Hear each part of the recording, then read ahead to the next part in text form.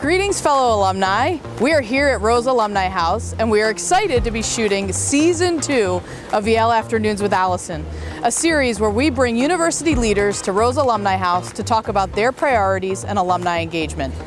This year, we're incredibly excited that our first episode is with President McInnis. But, slight change of plans, we're headed to her office on Prospect Street, so join me as we walk over.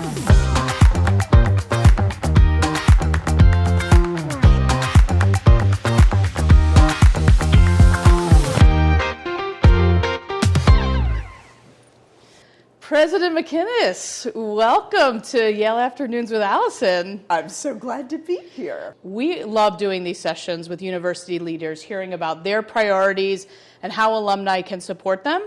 So we're going to dive right in, but first, this is my favorite time of year on campus. I think Move-In Day at Yale is one of the best days anywhere in the world, which we just saw some great photos of you carrying bags, smiling with students. Any highlights from the opening days at Yale here? Yeah, I mean, the highlights are really more in the aggregate, right? So over the course of the morning, Dean Lewis and I made it around to every one of the residential colleges. And the energy and the excitement, talking with families and new students and what they're looking forward to. And it just is the most energizing feeling, that renewal of why we are all here, which is our students. And their excitement for their journey for the next 4 years is just infectious. I have to admit, I think for a long time, I was like student, and then I now also, as a parent, and you can probably relate to this, very much. Seeing the pride on the parents' faces at opening assembly, I mean, it kind of brings tears to my eyes now, what these families have accomplished together. Yes, it really does for me as well, especially as a parent who's dropped off 2 kids at college. I have one who's graduated and one who's a rising senior. And so I understand very well that complete mix of feelings that you feel on a day like that. The overwhelming sense of pride, but it's also having to say goodbye. It's a lot. It's a lot, but I just love seeing just all of that emotion. I think sometimes we lose sight of that in everything that's going on, and we're gonna talk more about your priorities in a little bit. But you're starting year 2. Yes. Congratulations on year 1. Thank you. I love that we're kind of in our roles, kind of mirroring our timelines together. Exactly. So, what brought you to Yale? Not just as a student, and then as president. Yes. Okay. So we'll start with student. Yeah. So I grew up in Knoxville, Tennessee, and when I was choosing where to go to college, no one talked about the Ivy League, right? For me, it was a big deal to go to college out of state. So I went to undergraduate at the University of Virginia. And it was at the University of Virginia that I fell in love with what I ultimately ended up doing, which is the field of art history. And I had a professor there, the late Christopher Johns, who, when I got around to this, like, how do you keep going in art history? And he was talking to me about getting a PhD. He told me unequivocally that if I could get accepted to Yale, I absolutely must attend. I love that. I knew nothing about New Haven, nothing about Yale. And this is long before there's an internet, right? All you can do to find out about colleges is buy these, like, books with newsprint, and you flip through, and there's like a little picture of Yale, right? Like, that's all I knew. Sure. And so I showed up with my U-Haul, driving up from Knoxville, Tennessee with my dad in 1989. I love that. So fast forward after that, you've had an incredible career at a lot of different places. I'm from Long Island, so Stony Brook, we share a little bit of a Long Island connection. Exactly. But then you get the opportunity to come back to Yale as president. Yeah. And what really solidified that decision for you? Yeah, so, I came to Yale as a graduate student, and while most of my career was spent at other universities, I never left Yale, Yes. right? I remained connected Sure. to the department through my amazing mentors that I had here. And then several years ago, I got the remarkable opportunity to serve as a member of Yes. the Yale Corporation, right? And so that, to me, as an alum for whom Yale had totally transformed the trajectory of my life, it was such a great opportunity to give back to an institution that I felt so indebted to. So I was already, once again, deeply connected to Yale and felt so honored and consider it such a privilege that the trustees asked me to serve as the next president. So I was thrilled to be back here. Well, we're thrilled to have you here. Thank you. Now you're here, year 2. You've clearly had a crazy year in your rear view, and I think we're still looking down the road at that. But let's talk about your priorities and maybe your top 3 priorities for this coming year and beyond. Yeah. So I spent all of last year on something that I might call a bit of a listening tour, right? Going around campus and listening to our faculty, our students, and our staff, and going out to alumni and listening to them as well. And we had an open web page, and right across all of that, we have heard from thousands about their hopes and aspirations for Yale. And it boils down into a few priorities. And I think the first is not at all surprising, and that is our unrelenting pursuit of academic excellence, which plays out in the work we do in education, in research, and in providing patient care. Sure. And that is the overwhelming number one priority, has been for decades, maybe we can even say centuries, and very much will continue to be. I would say the new inflection to that is the growing interest in figuring out ways that we really tackle big problems through a multidisciplinary lens. In other words, how can we make it easier on campus for people to work across departments and schools and colleges and come together to solve big problems?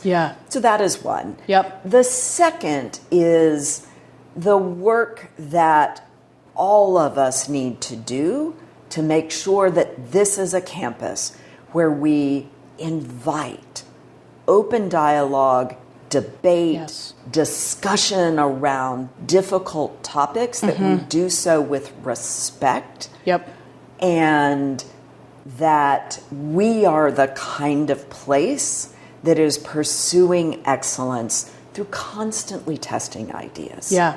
And in many ways, that is all linked very much to a bigger issue, and one that obviously that we all have a lot of work to do on, and that has been the decline in trust that the American public feels for higher education. And the thing I just identified is one of the reasons why there's been a decline in trust, a sense that we're not doing a good enough job actually respecting one another's differences of opinions and creating avenues for discussion.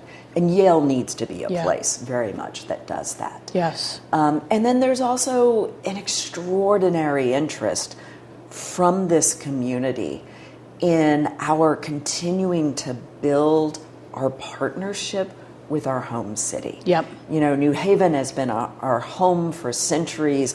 We are intimately intertwined and need one another to thrive. And so building on the ways that we are very much integrated with this community, and that we're all getting stronger together. That's amazing.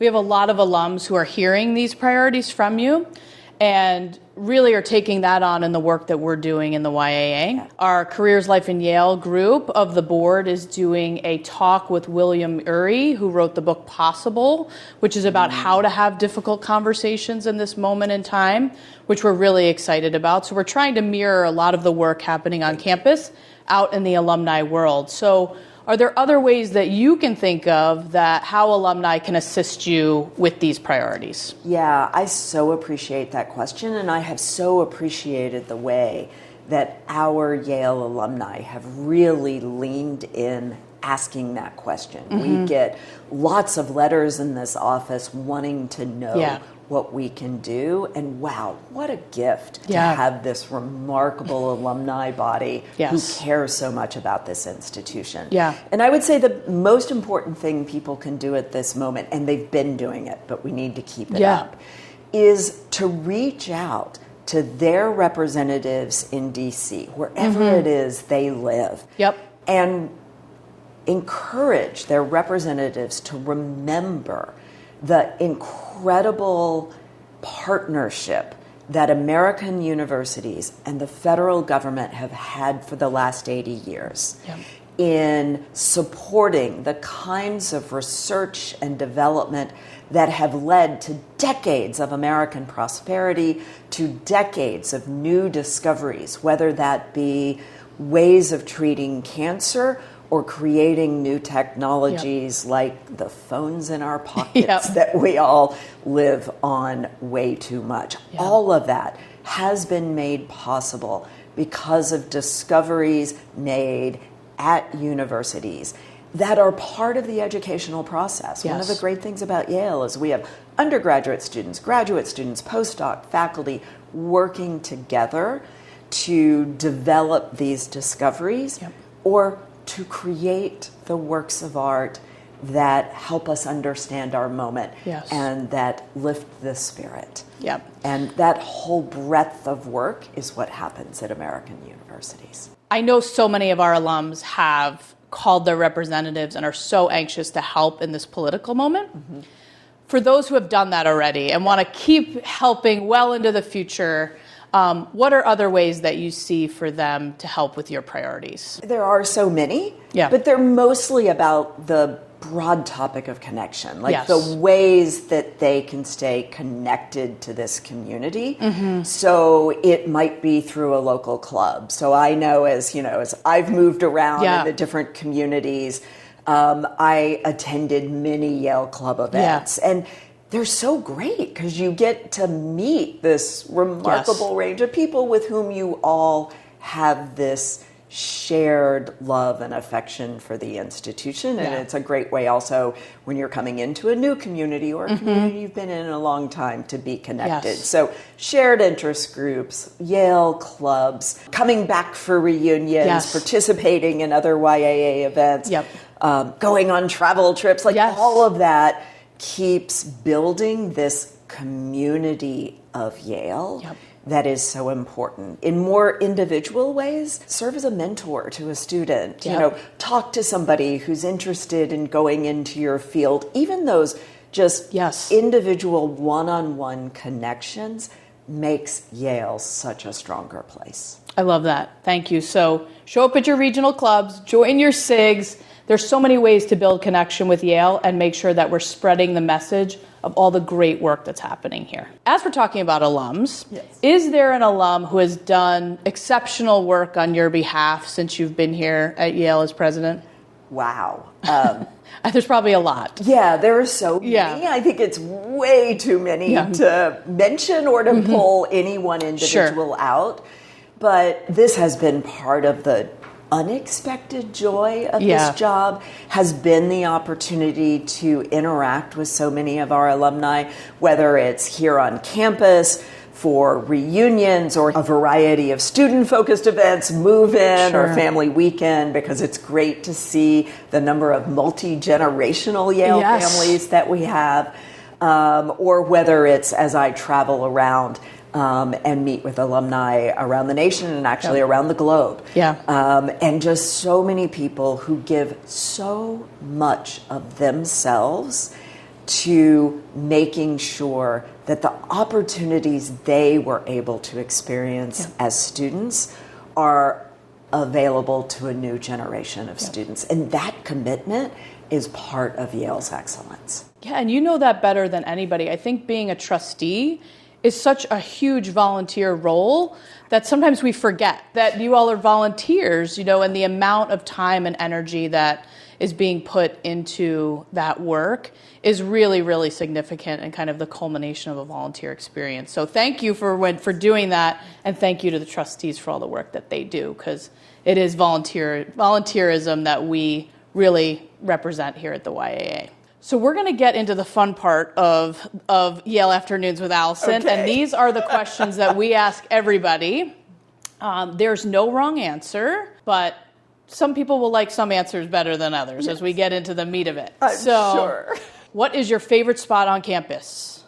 Oh, well, for an art historian, that's probably an easier answer, but it's not a single place. Okay. Right? Because Yale's collections are so unbelievably strong that they're not in a single place, right? So, the more obvious answer to that would either be the Yale University Art Gallery or the Yale Center for British Art. But a place that our alumni may not know as well, because for many of them it didn't exist when they were students, is the new collections storage at West Campus. Okay. Because when I was a student here, our collections, for the most part, were like crammed together in basement spaces, and you could barely see anything. And now we've been able to bring our collections across Peabody, the two art museums, all together in this amazing collection storage out on West Campus that is open in such a way that you can also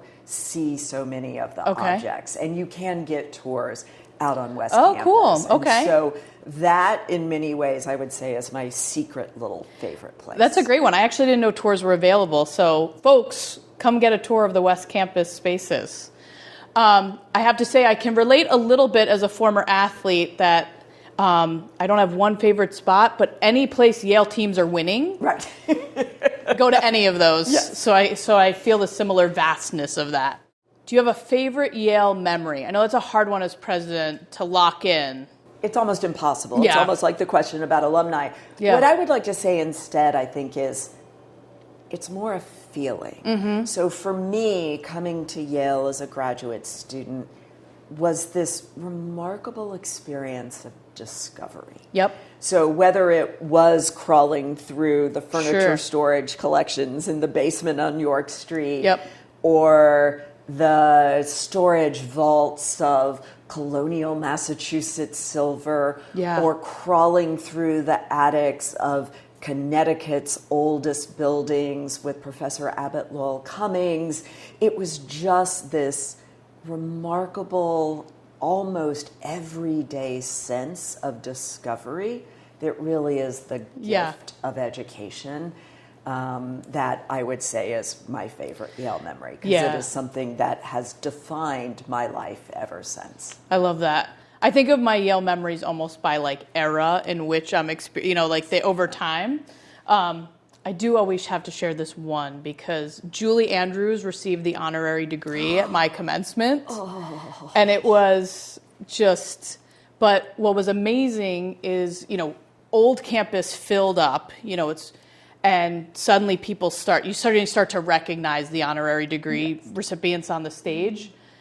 And old campus broke out in a deer, and the whole started, and she got up from her chair and started conducting the whole of old campus.